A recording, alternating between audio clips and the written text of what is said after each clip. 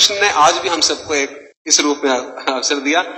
उद्धव ने पूछना शुरू किया, हे कृष्ण, सबसे पहले मुझे ये बताओ कि सच्चा मित्र कौन है? कृष्ण ने कहा, सच्चा मित्र वह है जो जरूरत पड़ने पर मित्र की बिना मांगे मदद करे। उद्धव ने कहा, कृष्ण, आप पांडवों के आत्मीय प्रिय मित्र थे। आपाद बांधव के रूप में, यानी आपदा में, मुसीबत में सहायता करने वाले के रूप में उन्होंने आप पर सदा पूरा भरोसा किया। कृष्ण, आप महाज्ञानी हैं, आप भूत, वर्तमान और भविष्य के ज्ञाता हो, किंतु आपने सच्चे मित्र की जो परिभाषा दी, आपको लगता नहीं कि आपने उस परिभाषा के अनुसार कार्य नहीं किया?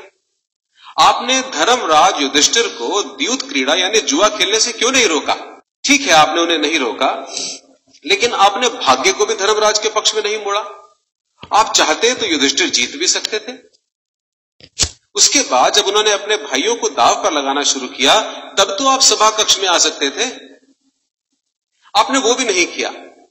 उसके बाद जब दुर्योधन ने पांडवों को सदैव अच्छी किस्मत वाला बताते हुए द्रौपदी को दांव पर लगाने को प्रेरित किया और जीतने पर सारा कुछ वापस कर देने का लालच किया, कम से कम तब तो आप हस्तक्षेप कर सकते थे। अपनी दिव्य शक्ति के द्वारा आप पासे धर्मराज के पक्ष में मोड़ देते। इसके स्थान पर आपने तब हस्तक्षेप किया जब द्रौपदी लगभग अपना शील खो रही थी। तब आपने उसे वस्त्र देकर द्रौपदी के शील को बचाने का दावा किया। लेकिन आप ये दावा भी कैसे कर सकते हैं कृष्ण? उसे एक आदमी घसीटकर हॉल में लाता है और इतने सारे लोगों के सामने निर्वस्त्र करने के लिए छोड़ देता है। ऐसे में एक महिला का शील क्या बचा? आपने क्या बचाया कृष्ण? अगर आपने संकट के समय में अपनों की मदद नहीं की तो आपको आपात बांधव कैसे कहा जा सकता है? आपने संकट के समय में मदद नहीं की तो क्या फायदा? क्या यही धर्म है? इन प्रश्नों को पूछते हुए उद्धव का गला रूंध गया और उसकी आंखों से आंसू बहने लगे।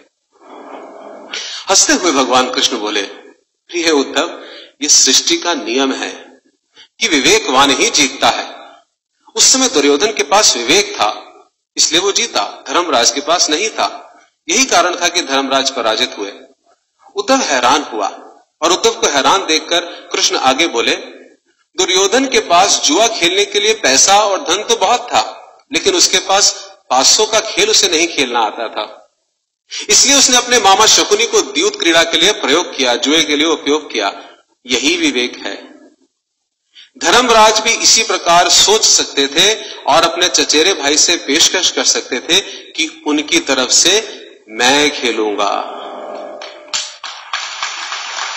जरा सोच कर देखो, अगर शकुनी और मैं खेलते तो कौन जीतता? पासे के अंक उसके अनुसार आते या मेरे अनुसार आते? चलो इस बात को जाने दो, उन्होंने मुझे खेल में शामिल नहीं किया, इस बात के लिए उन्हें माफ किया जा सकता है। लेकिन उन्होंने विवेक शून्यता से एक और बड़ी गलती की। उन्होंने मुझे प्रार्थना में बांध लिया। उन्होंने मुझसे प्रार्थना की कि मैं तब तक सभा कक्ष में ना आऊं जब तक मुझे बुलाया ना जाए, क्योंकि वे अपने दुर्भाग्य का खेल मुझसे छुपकर खेलना चाहते थे। वे नहीं चाहते थे कि मुझे पता चले कि वो जुआ खेल रहे हैं। इस प्रकार उन्होंने मुझे अपनी प्रार्थना में बांध लिया। मुझे सभा कक्ष में जाने की अनुमति नहीं थी।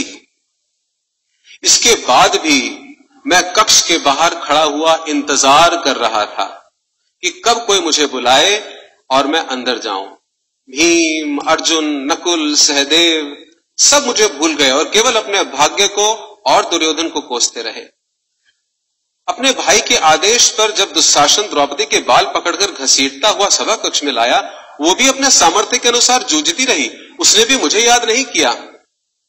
उसकी बुद्धि तब जागृत हुई जब दुशासन ने उसे निर्वस्त्र करना प्रारंभ किया। तब उसने स्वयं पर निर्भरता त्याग कर, छोड़कर हरि हरि अभयम कृष्ण की गुहार लगाई। तब और जैसे ही मुझे पुकारा गया, मैं अविलंब वहां पहुंच गया।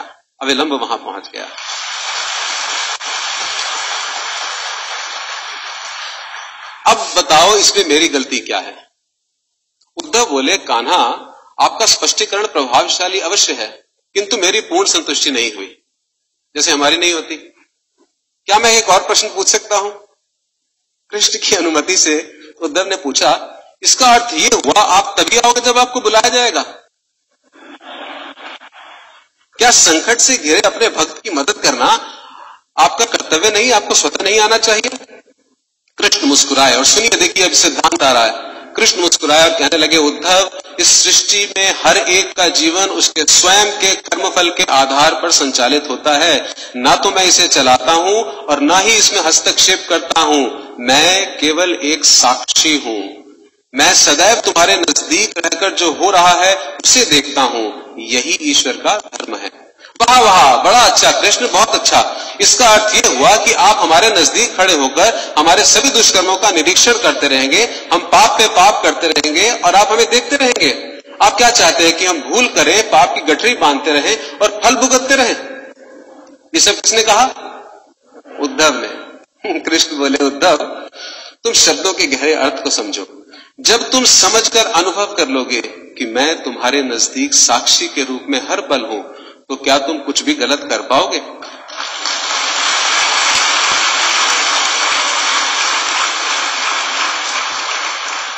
जब तुम ये भूल जाते हो और ये समझने लग जाते हो कि तुम मुझसे छुपकर कुछ भी कर सकते हो, तभी मुसीबत में फंसते हो।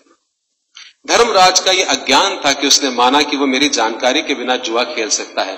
अगर उसने ये समझ लिया होता कि मैं प्रत्येक के साथ हर समय साक्षी के रूप में उपस्थित हूं, तो खेल का कुछ और रूप होता। भक्ति से अभिभूत उद्धव मंत्रमुग्ध हो गए और बोले, प्रभु, कितना गहरा दर्शन आपने दिया, कितना महान सत्य है। प्रार्थना, पूजा, पाठ तो और ईश्वर को अपनी मदद के लिए बुलाना, ये हमारी भावना और विश्वास है।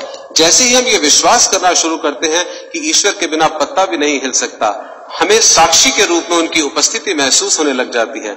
गड़बड़ केवल तभी होती है जब हम इसे भूलकर दुनियादारी में डूब जाते हैं।